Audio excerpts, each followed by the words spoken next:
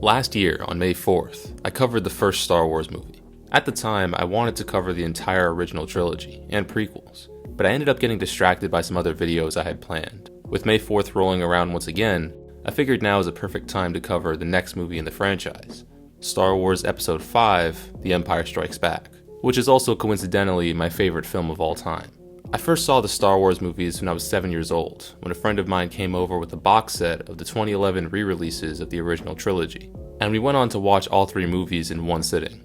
A New Hope changed the way I viewed cinema, and really showed me just what a movie could be. It was the best film I'd ever seen, at least for the next 2 hours before I saw the sequel, The Empire Strikes Back. And Empire has more or less held that position as my favorite film ever made since that night. I had never seen anything like it before. It was fantastical, yet mature. At the time, my analysis didn't go deeper than it was the coolest thing I'd ever seen, but even as I get older and watch more movies, Empire stands its ground with the best of them. And this isn't just my opinion either. Empire is often considered not only the best Star Wars movie, but also one of the greatest sequels of all time, and one of the greatest films ever made. It would no doubt come as a surprise then to discover that Empire actually received mixed reviews upon release. However, that initial reaction has clearly had little to no effect on Empire's success in the following decades. How exactly has Empire managed to not only stand the test of time, but even get better with age? Why did it become a permanent fixture in pop culture? And why can Empire's production be described as nothing short of a miracle? Today we'll be finding the answers to those questions as we dive into the second chapter in the Star Wars saga, Star Wars Episode 5, The Empire Strikes Back.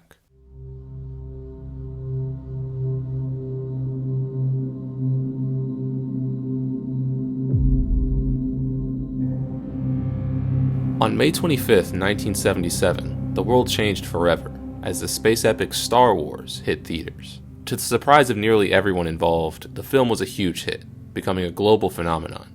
In fact, Fox was so sure that the movie wouldn't succeed that during the making of the original Star Wars, they gave writer and director George Lucas sequel rights practically for free. Now with this massive hit on his hands and more money and fame that he knew what to do with, George Lucas had to plan his next move.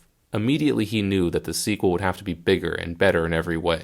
Initially so overwhelmed by it all, Lucas considered simply selling the sequel rights to Fox, but by this point he was too invested to simply hand off his creation. He had many ideas for a sequel, but nothing concrete. By this point, he was simply referring to the project as Star Wars Chapter 2. One thing Lucas knew for certain, however, was that he didn't want the studio interfering with his vision, even though he wasn't entirely sure what that vision was yet. So in September of 1977, Lucas signed a contract with Fox which stated that they would distribute the film, but would have no say whatsoever in the creative process. Also, as a part of that contract, Lucas was given a hard deadline. The Star Wars sequel would release in May of 1980. How exactly did Lucas manage to get Fox to agree to having no creative input though? Well, he was able to do that by financing the picture himself.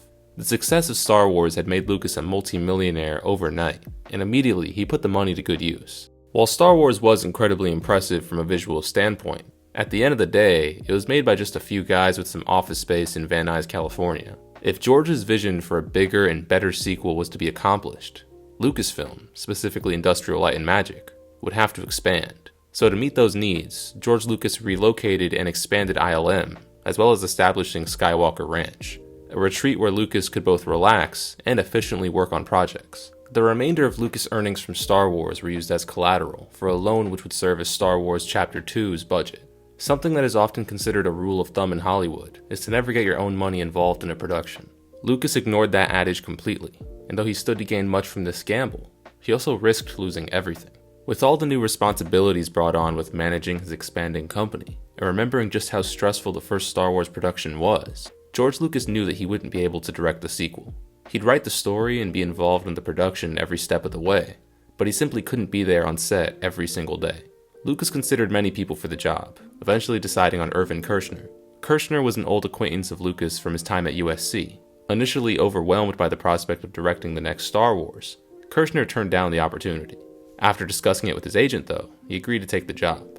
One reason Lucas chose Kershner was because, throughout his work up to that point, it was clear that Kershner was more interested in characters than bombastic set pieces, which worked perfectly for Empire's more intimate story in comparison to the original Star Wars. What exactly would this story entail though? Well, Lucas was still in the process of figuring that out. In November of 1977, he hired Lee Brackett, commonly referred to as the Queen of the Space Opera, to turn his ideas into a screenplay. And in February of 1978, Brackett completed the first draft of the screenplay, which contained many ideas that would be used in the finished film. Unfortunately, Brackett would die of cancer only a few weeks later. Left with no choice due to the production's tight schedule, Lucas would have to write the second draft himself. One reason Lucas couldn't be as involved with Empire as he was with the original Star Wars was because he was simultaneously working on Raiders of the Lost Ark, and it was on that project that he met screenwriter Lawrence Kasdan. Impressed with his work, Lucas decided to hire him to refine the draft. Throughout 1978, Kasdan had submitted a few more drafts, and by the end of the year, the screenplay was very different from Brackett's version. Still, Lucas made sure that she received a writing credit, and by early 1979, the screenplay was officially complete. With the screenplay submitted, production could soon begin on Empire. Most of the cast and crew from Star Wars returned, with the only notable changes, of course, being Irving Kershner as director, and Peter Suschitzky as cinematographer. And to this day, Empire probably has the most impressive cinematography in the series. Empire is far darker visually than the rest of the series, which matches the tone of the narrative. Of course, it's still Star Wars, so it isn't like The Godfather or anything visually, but the balance that was struck here fits this story beautifully. Ralph McQuarrie also returned as a concept artist from the original Star Wars, and I'm only mentioning this now as an excuse to show off some of his incredible work. His involvement in both films definitely played a key role in maintaining a cohesive yet distinct visual style throughout the original trilogy. As for the cast, the only notable addition is Billy D. Williams as Lando Calrissian, and Lando's a great character. He's similar to Han in terms of his character arc, but he's different enough to stand on his own. Filming for Empire began in March of 1979, and to say that this was a troubled production would be an understatement. Location scouting was difficult, sets were complex and expensive, and a fire in January of 1979 meant that the crew had to give up stages so that The Shining could continue filming. All of that would already put the production behind schedule and over budget, but as if that wasn't enough, the Hoth scenes were filmed in Norway, which coincidentally was being hit by its worst snowstorm in 50 years. And that's just the beginning of the many production troubles Empire would be faced with. Honestly, the story behind Empire's production could be a video all on its own, and would likely be even longer than this one. The point is that considering everything that plagued this production, I'm shocked the film released at all. At one point, it really did look like Empire might not be completed. In July of 1979, with the project massively behind schedule and over budget, the money officially ran out. Fortunately, Lucas was able to refinance the loan and get some money from Fox, but the risk for Lucas just kept increasing. Finally, filming concluded in September of 1979. Industrial Light and Magic, of course, did the effects for Empire, and yet again, they did a fantastic job. The visuals are nothing short of revolutionary, and have undoubtedly held up over the decades. The score for Empire was once again composed by the legendary John Williams, and I cannot praise his work enough. All the Star Wars films have great music, but Empire might just be the best. It's the first time we hear the iconic Imperial March, the track The Asteroid Field is amazing, Han and Leia's theme is great, and of course there's many other smaller moments in the score that aid in creating just the right atmosphere. By the end of Empire's production, the final budget was around $30.5 million, with over 700 people having worked on the project. Empire was the highest grossing film in 1980, and when adjusted for inflation, it's the 13th highest grossing film ever in North America. Despite this commercial success though, Empire actually wasn't received very favorably by critics. It received mixed reviews, with many critics claiming that it took itself too seriously. The discourse surrounding Empire at the time of its release was a shock to me when researching the movie, because it goes without saying that the consensus has shifted in a major way in the past few decades. Nowadays, The Empire Strikes Back is not only widely regarded as the best Star Wars movie, but also one of the best sequels ever made. It's a staple in pop culture, and one of the most influential films since the time of its release. It's inspired not only countless filmmakers, but audiences everywhere. How has The Empire Strikes Back gained its illustrious reputation?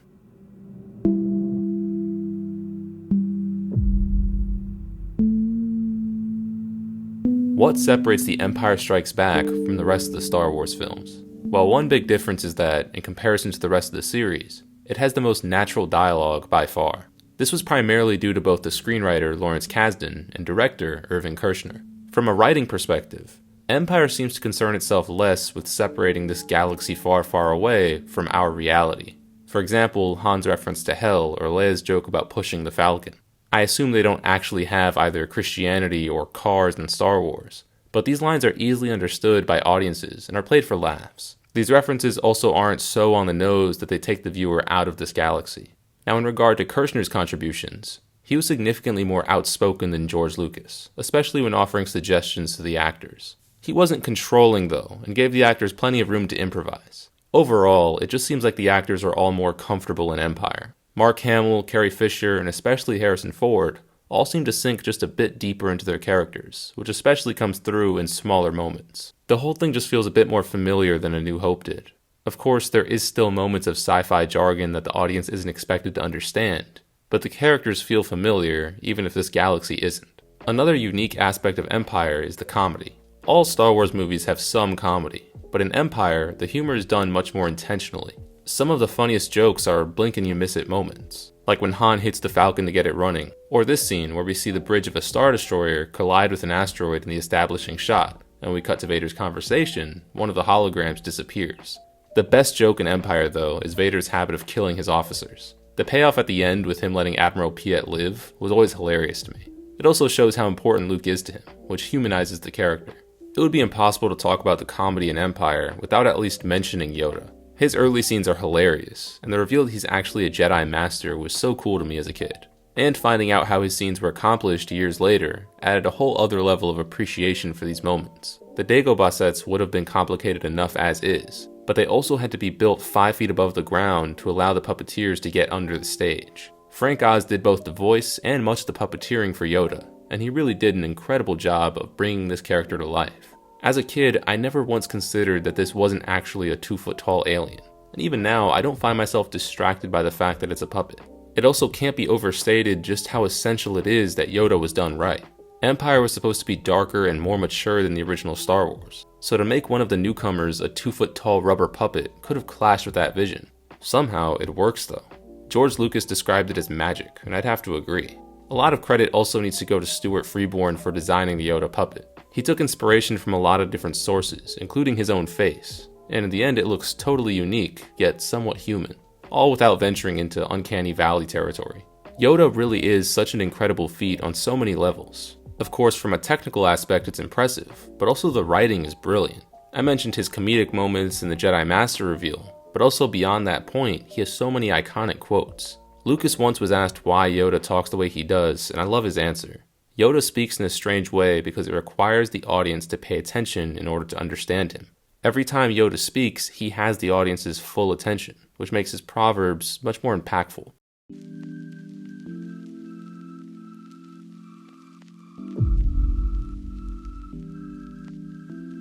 The main thing that separates Empire from every other Star Wars movie, though, is its plot structure. The story is front-loaded with exciting action set pieces, with more intimate, quiet moments making up the finale. Of course, this is opposite to most films in general, but especially blockbusters. But it's not just this inversion of narrative conventions that makes Empire's plot structure special. The story of the original Star Wars was a straight line from beginning to end, and this was intentional, as George Lucas wanted to keep it simple since the draw of the narrative was the galaxy that he had created. The story simply follows C-3PO and R2-D2 from location to location. With the audience now familiar with this galaxy, Empire is willing and able to expand the story, not just in terms of introducing new locations, but also it splits up our heroes and tells 2 stories simultaneously. Of course, this isn't necessarily anything special. Lots of movies have multiple plot lines that converge at the end. In fact, Attack of the Clones uses this same plot structure. The reason Empire is special, though, is not only because it did it first, but also because it's executed much better here. For example, one thing Empire does significantly better than Attack of the Clones is its romance subplot. There's a reason why the most prominent feature on the poster for The Empire Strikes Back is Han and Leia. Their romance is one of the first things set up in Empire, and is the only plotline that actually reaches its conclusion in this film. Almost every other compelling aspect of Empire isn't wrapped up until Return of the Jedi, and while this romance is expanded in Jedi, it reaches a logical conclusion in Empire. Throughout 90% of the movie, Han and Leia's romance is the most compelling thing about this story. Something many people seem to forget about the original trilogy is that there's a 3-year time skip between A New Hope and The Empire Strikes Back. During that time, these characters have grown together and learned a lot about each other. I only bring this up because the most common complaint I see about Empire is people saying that Han's questionable advances towards Leia haven't aged well. But I think the people making these complaints seem to be missing that key detail. Han and Leia have spent a lot of time together over the past few years, which we haven't seen. Han knows Leia better than we do. While to us his advances seem to be unreciprocated because she isn't interested, that isn't actually the case. In the first act, we see that the most important thing to Leia is the rebellion. It's to the point where if Han hadn't come back to help her evacuate, she likely would have been captured trying to make sure every last person escaped. She's so caught up in her role as a commander in this rebellion that she doesn't have time for anything else. It's for this reason that her love for Han only shows when she's away from the rebellion. The love has been there the whole time, as is shown in her first scene, where she's clearly busy with something else, yet is entirely fixated on Han when he enters the room. And then when he leaves, she follows after him and tries to convince him to stay. She says it's for the sake of the rebellion, while Han says it's because of the way she feels about him. And while at first it seems like Han is imagining things, there's one line that all but confirms Han was right.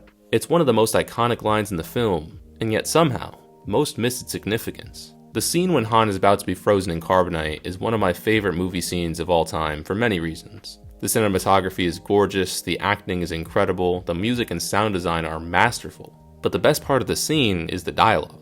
As Han is about to be lowered into the chamber, Leia finally confesses her love for him, with Han responding with his now iconic line, "I know." And those two words recontextualize every interaction between the pair up to this point. Han knew the princess loved him. He'd always known. So it seemed to be delusion on his part early in the story. Now can be understood as Han simply having a deeper understanding of Leia's character than the audience did. It really is an incredible ending to that plotline, and the story behind that scene, with Harrison Ford coming up with the line on the spot, is incredible. Some may take that fact, the fact that the line wasn't in the script, and say that I'm overthinking the line or finding meaning that isn't there. But that's the beauty of Star Wars. At no point during any of these productions was there a solid plan, which leaves plenty of room for improvisation that fundamentally changes the meaning of one of the series' most important relationships. The Force is with you, young Skywalker. But you are not a Jedi yet. The relationship between Han and Leia is still just one half of this incredible narrative, however. The other half involves Luke's training with Yoda, as he gains a deeper understanding of the Force alongside the audience. I mentioned earlier how impressive Yoda is from a technical standpoint, but a lot of credit also needs to go to Mark Hamill for his performance. All he had to work with was a puppet, but he still delivered an excellent performance. Two scenes that have always stuck out to me are the X-Wing being lifted out of the swamp, and when Luke senses his friends are in danger. Of course, the scene where Yoda lifts the X-Wing is one of the most iconic moments in the franchise, and for good reason. It's impressive from a technical standpoint, but also the music is just amazing. It immediately makes the moment stand out in the viewer's mind. And that's important because this moment gives us a vital clue for the end of the film. Luke cannot do what is required of him. He's not strong enough yet. And this ties into the second scene I love from this plotline, when Luke senses his friends are in danger and loses control. And Mark Hamill did a particularly great job with this moment. This is a side of Luke we haven't seen up to this point. He's completely helpless. The original trilogy has an interesting detail in its costume design that symbolizes Luke's progression, which I've always found fascinating. In A New Hope, Luke wears white. He's innocent and longs for excitement and adventure. Yoda mentions this when describing how he would look off to the horizon, paying no mind to where he was. In Empire, Luke wears gray.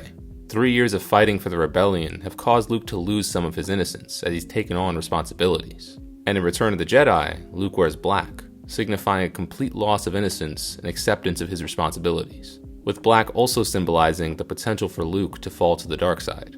Of course, in Empire though, Luke's transformation isn't complete yet.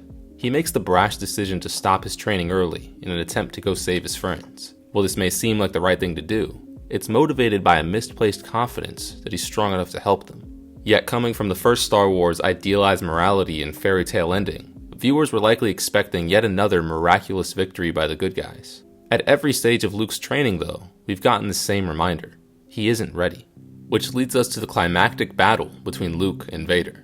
And earlier I said that Han being frozen in carbonite was one of my favorite movie scenes of all time. Well, this one right here of Luke confronting Vader is at the very top of that list. This is my favorite movie scene ever, and it isn't even close. The atmosphere, the lighting, the set design, the sound design. This is a perfect scene. I distinctly remember watching this scene for the first time and getting chills when Vader slowly ignites his lightsaber. It was the coolest thing I'd ever seen in my life at the time.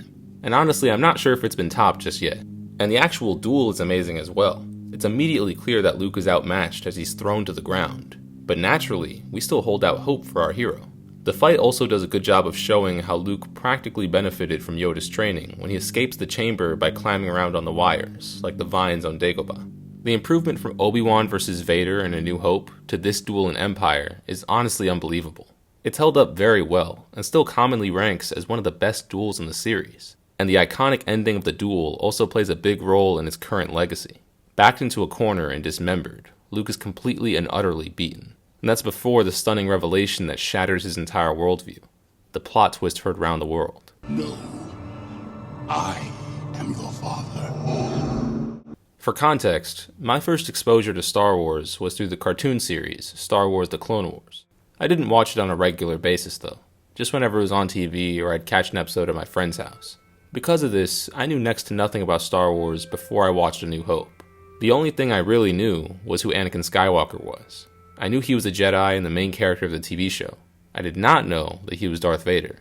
So I might be one of the only people in my generation who experienced this reveal as intended. It goes without saying that it completely blew my mind. In a lesser film, a reveal of this magnitude would feel unwarranted or completely out of left field.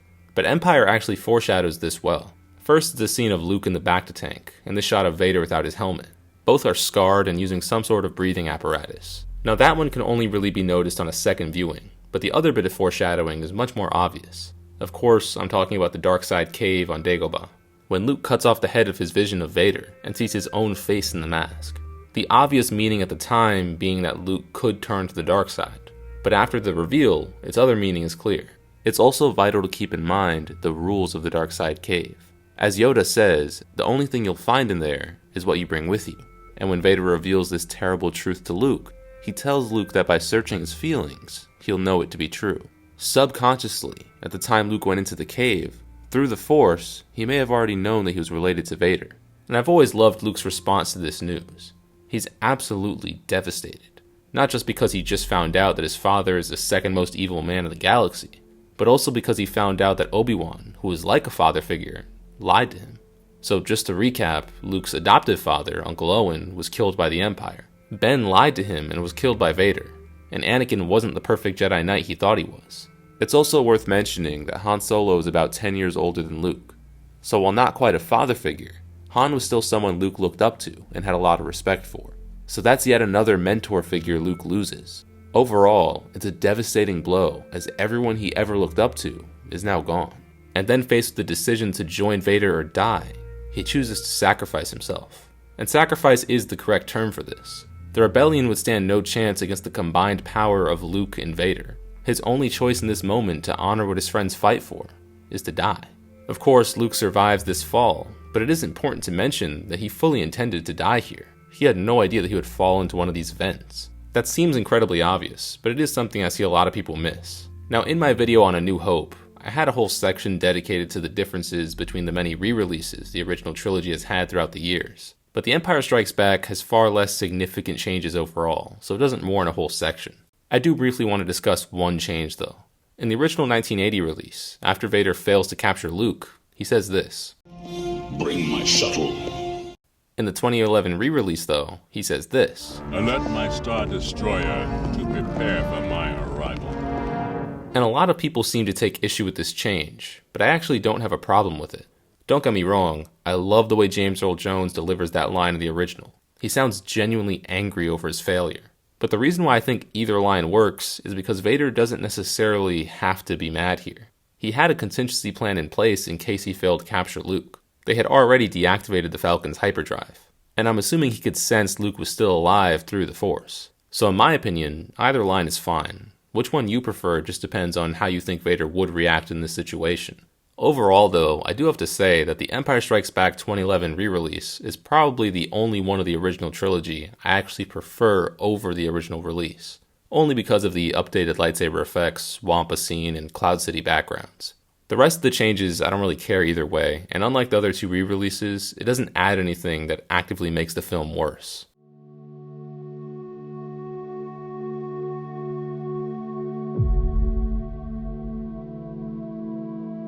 So why has The Empire Strikes Back cemented itself as a permanent fixture in pop culture? The biggest reason is probably the fact that it's a perfect sequel. The original Star Wars was a fantasy through and through.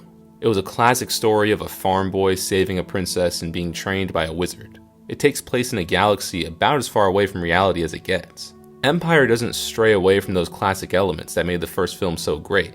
In fact, it expands on those fantasy elements.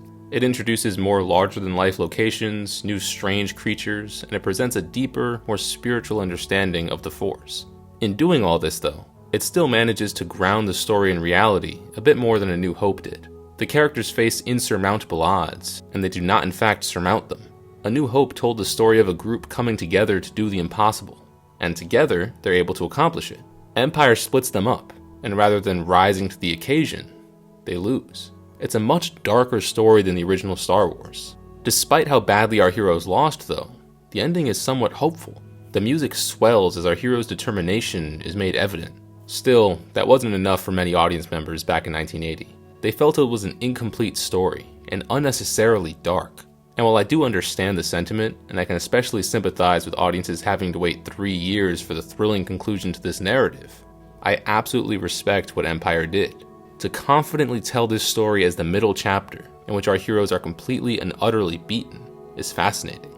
The Empire Strikes Back was a production plagued by just about every issue you can imagine. Yet in the face of all that adversity, one of the greatest films ever was born. It captivated audiences in a way that was unique from its predecessor, yet still familiar enough not to alienate fans of the original.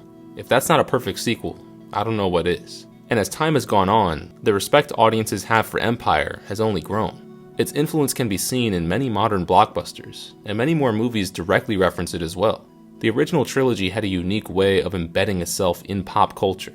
Of course, being a major film franchise that isn't based off an existing IP helped, but also the fact that the series pulled from simple, classic storytelling techniques. It never does anything too fancy. It tells classic stories of good versus evil and a hero's journey, and puts it in a fanciful galaxy that engages the viewer's imagination. I'll always have a unique respect for this movie because of the role it played in my life, but even attempting to separate myself from that, I struggle to find any fault with The Empire Strikes Back. It really is incredible what George Lucas, Irving Kershner, and everyone else involved with this production were able to accomplish. Empire is a foundational element of pop culture, and an immortal classic that will continue to be remembered as long as cinema continues to exist. It will forever hold a special place in my heart, and I'm glad I had the chance to talk about it today. Thanks for watching.